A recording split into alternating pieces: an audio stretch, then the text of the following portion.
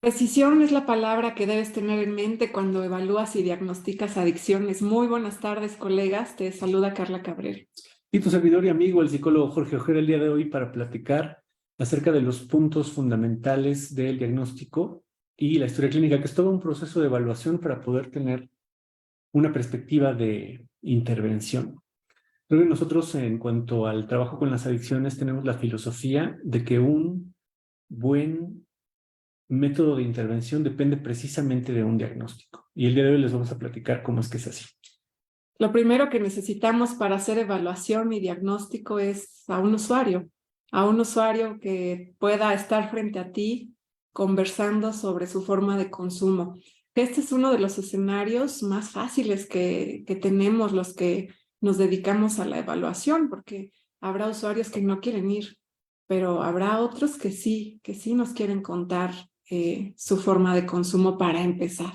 Creo que ya lo habíamos platicado antes, ¿no? Hay tres tipos de usuarios. Uno, que va por cuenta propia, porque ya la sustancia le machucó, le lastimó un significado muy importante, entonces tocó fondo y dice, yo necesito terapia.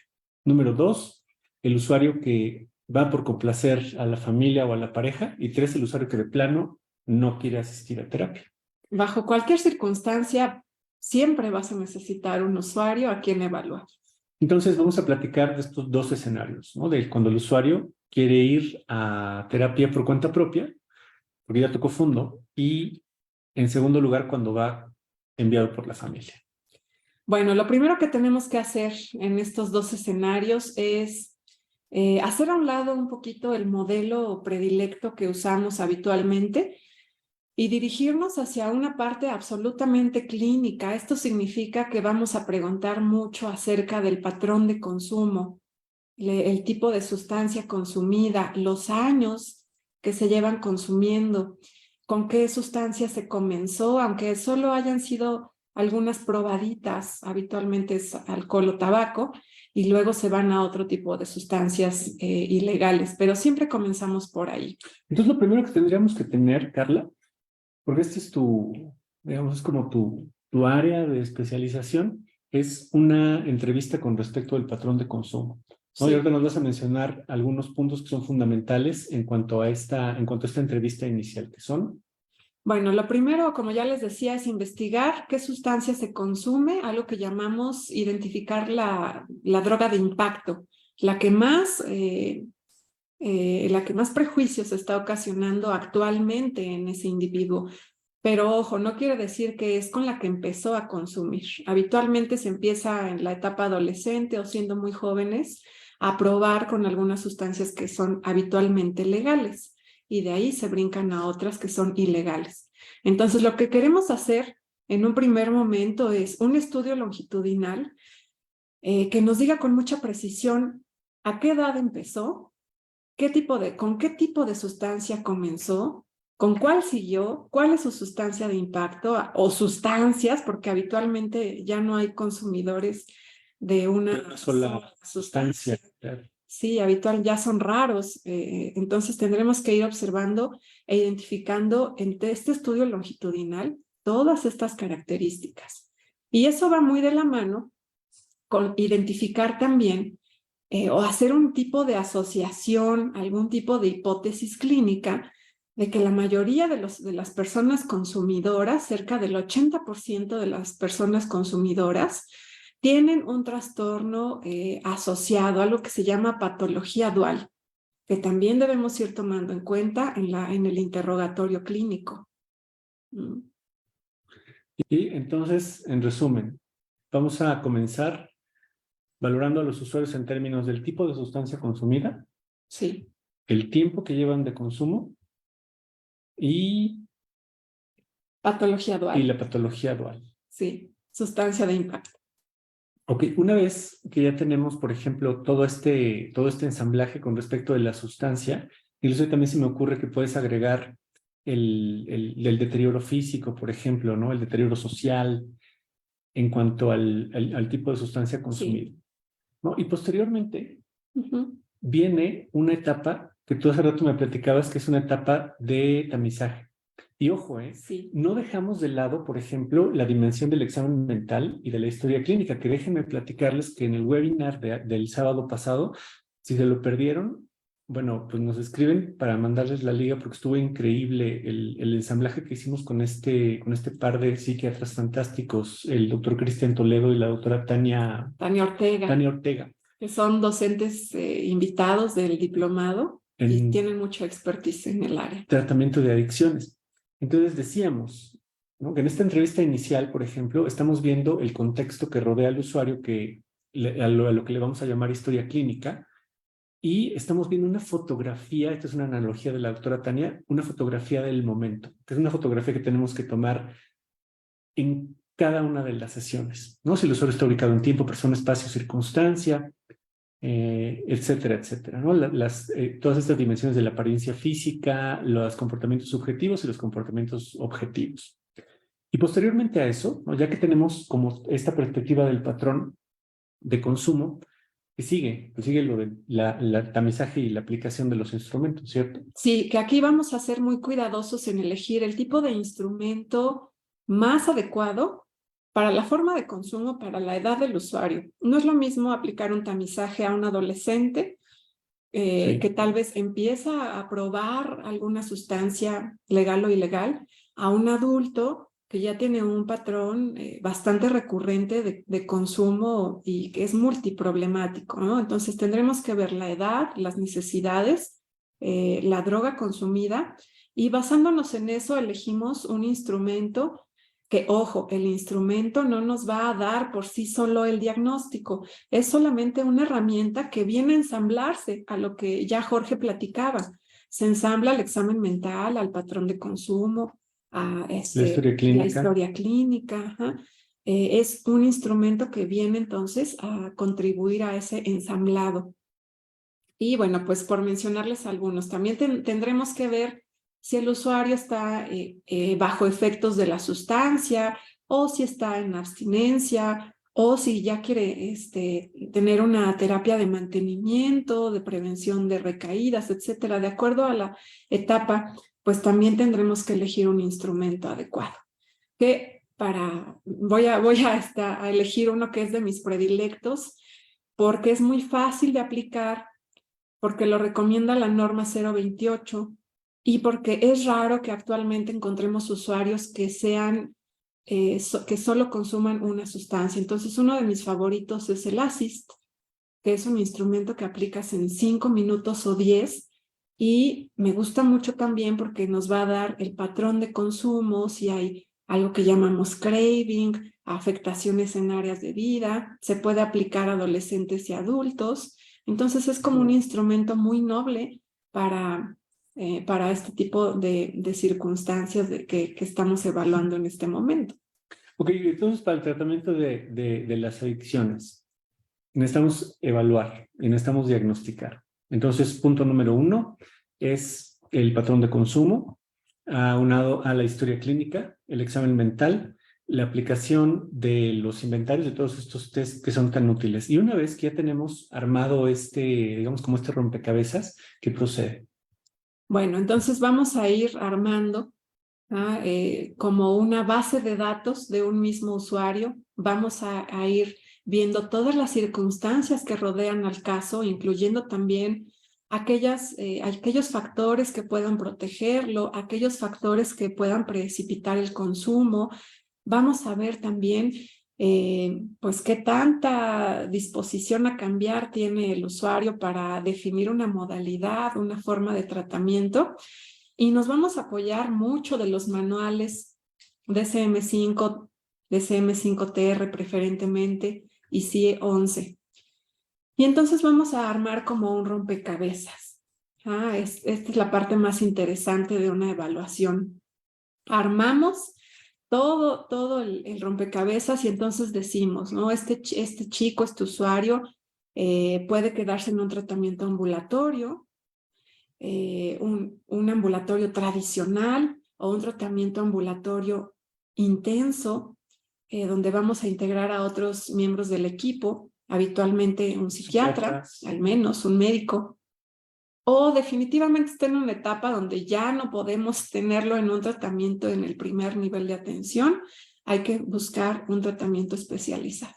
Espérame, porque de esta decisión, del diagnóstico que tú llevas a cabo a partir del patrón de consumo, de la historia clínica, del examen mental, de la aplicación de los inventarios, vas a decidir el futuro del tratamiento, ¿no? Que es una decisión crucial, importantísima para el tratamiento de las adicciones, porque a un usuario, por ejemplo, que requiere ya de un internamiento, o sea, que la sustancia está poniendo en peligro su vida de una manera importante, entonces lo tienes que internar o decidir si se va a quedar en ambulatorio. ¿Qué trabajo tan importante es el del terapeuta de las adicciones? Precisamente porque tiene que tomar decisiones que tienen que ver con la vida, ajá, exacto, con la salud, no nada más del consumidor, sino también de sus seres queridos que están viviendo los efectos secundarios del consumo. Entonces tenemos un trabajo bien importante. Otra de las cosas que es importante mencionar en una evaluación es que esto se hace en la primera sesión, que es un poquito más extensa que una sesión tradicional, pero en ese primer encuentro estamos tomando todo este tipo de decisiones para devolvérsela al usuario, a su familia, y entonces decidir también en base a lo que el usuario desee, porque él tiene libertad de decidir qué es lo mejor para su vida, pues si va a hacer la recomendación que le estamos dando. Y no podemos olvidar que debemos tener el expediente clínico completamente integrado. Eso sería como la parte final de un diagnóstico en adicciones.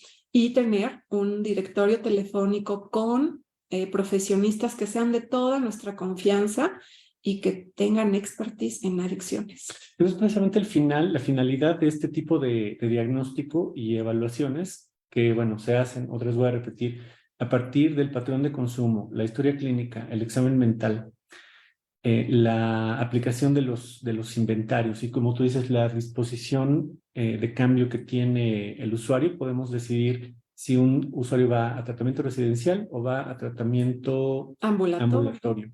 O ambulatorio intenso. O ambulatorio intenso. Y no nos quedamos ahí nada más, porque también si se queda en un tratamiento ambulatorio o ambulatorio intensivo, tenemos que definir qué modalidad le puede convenir más. Si es una modalidad individual, familiar, de pareja, tendremos que definir también eso en este primer encuentro. Ok, ahora, del diagnóstico depende el tratamiento, claro, definitivamente.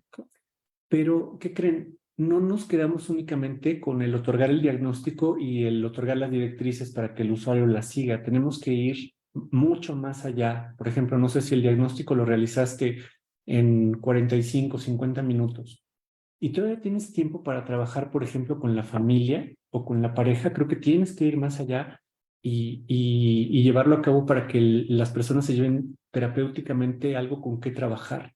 Sí, siempre es muy importante, si vamos a dar una indicación clínica como una referencia, tenemos que anclarla de un discurso que para ellos sea significativo. Y aquí no hay otra más que tomar un modelo sólido de intervención, que es el que nos permite hacer este entramado artístico. Entonces vamos a entramar el objetivo del usuario o de la familia para dar una indicación, como por ejemplo, ir con algún otro especialista como un médico psiquiatra. Porque pensando en que el tratamiento de adicciones es un tratamiento que debe ser llevado a cabo por alguien con alta especialidad y con un alto nivel de conocimientos, vamos a poner la otra cara de la moneda. ¿Qué pasa, por ejemplo, si tú te brincas el diagnóstico? O sea, si te brincas lo del patrón de consumo, si te brincas lo del examen mental o de la historia clínica, si te brincas la NOM 028, si te brincas los instrumentos, por ejemplo, si te brincas el diagnóstico en general y la evaluación, ¿qué es lo que puede suceder? Bueno, pues lo que puede suceder es que vaya el usuario y tú le digas, consumes, por ejemplo, cocaína o metanfetaminas, una droga ilegal, que por norma, este usuario ya debería, por ejemplo, tener una evaluación como la que les estamos proponiendo. Si tú le dices, no, ya no consumas, inclusive puedes ser un muy buen terapeuta y tener una conversación importante con él y tener logros, entre comillas. Pero lo que te arriesgas, por ejemplo, es a que el usuario regrese a su contexto que le ganen más los factores de riesgo que los factores protectores, y entonces en una de esas, ¡pum! Vale, ¿no? Se consume algo diferente, o se consume algo que le hace más daño, o se consume la misma sustancia, pero en una dosis más elevada, entonces se muere. ¿Qué es lo más probable que pase? Miren, les voy a poner un ejemplo. Piensen en su comida favorita. Ajá. Ahora, ese deseo, ese antojo, ese gusto por su platillo favorito, multiplíquenlo por 10 veces en 20 segundos. Es muy probable que el usuario pues tenga caídas, recaídas, recaídas, hospitalizaciones cuando salga de nuestro contexto terapéutico. Si yo me paso por alto toda una valoración, lo que va a pasar es que este usuario va a venir conmigo 1, 2, 3, 4 veces y yo como terapeuta voy a empezar a frustrarme porque voy a notar que no está teniendo avances o que está estancado, que inclusive se está deteriorando más en sus áreas interpersonales, en sus áreas físicas. Y yo voy a decir, pero ¿qué está pasando? Si yo soy la mejor terapeuta sistémica de México, ¿no? Y este chico no me hace caso. Ah, bueno, pues eso pasa porque nos estamos brincando algo que es muy importante, que es de índole orgánica. Y pues nosotros terapeutas no podemos hacer nada con lo orgánico, necesitamos ayuda de un equipo habitualmente interdisciplinario, multidisciplinario. Entonces, si yo me brinco todo eso, en primer lugar, me estoy brincando todas las normas oficiales, estoy poniendo en riesgo a mi usuario, eh, estoy faltando a mi ética profesional, o sea, Estás arriesgando tu reputación como terapeuta sí, con la familia, porque, por ejemplo, si nada más te pones a platicar con el usuario, aunque sea de manera científica y en términos de un modelo terapéutico, si este cuate no reduce el consumo, que sin un diagnóstico es prácticamente un hecho que no lo va a resumir, que no lo va a disminuir, entonces, bueno, pues también pones en riesgo tu reputación, pones en riesgo la vida del usuario, tu cédula profesional, por ejemplo, también, el, y la reputación que tienes con la familia, porque si no deja de consumir, los papás van a llegar a decirte, oye, Carla, ¿qué onda? miren, me acordé de un caso ahora mismo de un chico pues ya adulto que consumía metanfetaminas, ya había tenido un proceso psicológico previo y a este chico le habían dicho en su terapia individual que pensara en él mismo, que pensara en su autoestima, en sentirse bien él mismo, en hacer cosas que a él le dieran placer. Y entonces pues él se va muy confiado a su casa sin pasar por una evaluación previa del consumo de metanfetaminas y empieza a tener conflictos con la esposa, a tal punto de que van a sesión de pareja. Ajá. Entonces llegan a la sesión y esta esposa, la esposa decía, es que él solo piensa en sus necesidades, porque no hace caso a mi hijo, no lo mete a bañar, no nos pone atención ni a mi hijo ni a mí. ¿No? Y entonces este chico decía, pero es que el terapeuta me dijo Que yo que me piense en centro mí en mí. mismo, Ajá. ¿no? Y que yo debo hacer cosas para mí, entonces pues yo estoy haciendo lo que el terapeuta individual me indicó, mientras que ella lo entendía pues como está distanciado de nosotros, la sustancia lo está distanciando cada vez más, nos pone menos atención. Y fíjense qué problema es esto, ajá, a nivel interpersonal, a nivel relacional, porque él pues, está muy metido en su terapia, ¿no? En sus indicaciones individuales, pero acá hay otro contexto que está entendiendo un mensaje de una forma muy diferente. Y obviamente el chico pues tenía retornos al consumo de metanfetaminas de forma regular. Entonces eso es lo que pasa cuando no hacemos una evaluación inicial. Mira, por aquí Y en dice, esos retornos, los usuarios se pueden sí, morir de sí, plano. sí. Ajá. Patti, querida Patti Marroquín, dice, hola, buena tarde. ¿Cómo puedo saber cuándo la vida de la persona está en riesgo? Eso dependerá también mucho de los signos y síntomas del síndrome de abstinencia. Sí, Déjame decirte que siempre que trabajas con una sustancia que es ilegal, siempre, siempre hay un aunque riesgo. sea experimental el consumo, aunque sea recreativo, aunque haya sido la primera vez, aunque haya sido poquito, entre comillas, Sí, siempre hay riesgo para la vida del usuario, siempre. sí. Y algo que les puede servir es si el usuario llega en las primeras horas de abstinencia o llega bajo efectos del consumo, de inmediato envíenlo al hospital a una desintoxicación, porque si nos lo quedamos no estamos ayudando absolutamente nada. Esa persona que está con un síndrome de abstinencia severo o en consumo, no va a escuchar nuestro modelo terapéutico por muy buenas intervenciones que hagamos. Cada sustancia tiene su propio riesgo, algunas son más riesgosas que otras, dependiendo la edad, la forma de consumo, la cantidad de consumo, entonces estamos atentos a todo ello. Henry, saludos, dice, siguiendo Gracias. la transmisión como cada martes, atención Gracias. psicológica, muchas gracias, Daniel Garduño, desde Guadalajara, mil gracias por seguirnos cada martes. Ahorita me acordé de otro caso donde la valoración fue fundamental, creo que para salvar la vida de una persona. Imagínense que llega una señora de 50 y tantos años con su esposo y su hija a la consulta. Entonces vienen desde Huejutla, ¿no? Que es una ciudad que está a varias horas de aquí de Pachuca. Entonces llegan con la usuaria, bueno, llega la usuaria y dice, ¿sabes qué? Yo llevaba más o menos como 40 días de consumir alcohol diario, aguardiente, diario, y ayer en la madrugada dije, ya fue suficiente, y me levanté, y entonces vine contigo para la terapia.